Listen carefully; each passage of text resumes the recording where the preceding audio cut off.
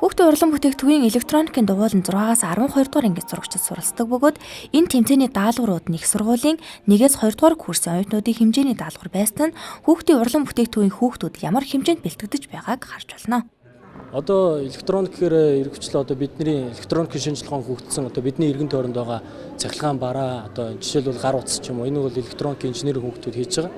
Тэгэхээр энэ зөвлөдүүдийг л одоо багаас нь одоо өнөөдөр дугууланд явснаар гар утас хийж чадахгүй ч гэсэн энэ физикийн цахилгааны хичээлтэй холбоо цааш нь хөгжүүлж явснаар бол ирээдүйд одоо мундаг сайн инженерүүд төрөх тэр суурийг бэлтгэхийн тулд өнөөдрийн тэмцээн бол гол суурь нь болж байгаа гэж бодож байгаа. Тэмцээн маань одоо яг түргэн гагналт гэдэг нэр нь бол мэдээж одоо тэр даалгаврыг одоо олимпиадын нэг бодлогыг бол тодорхой хугацаанд хүн гүйцэтгэж байгаа. Энэ өнөөдөр бол яг нэг гар утас шиг адилхан нэг жижигхэн тийм төсөл прожектыг хүүхдүүд маань угсарж байгаа гэсэн үг. Тэгэхээр энд одоо задлахад өнөөдөр манай хүүхдүүд зөв угсраад түргэн угсраад зөв ажиллах юм бол өнөөдрийнх дууны өсгөгч байгаа. Дууны өсгөгчийн хэлхээ өгсөн байгаа. Мэдээж одоо түрүүн хэлжсэн да ихтэй сургуулиудын хэмжээнд бол 1-2 дугаар түвшний хэмжээнд бол очсон байгаа.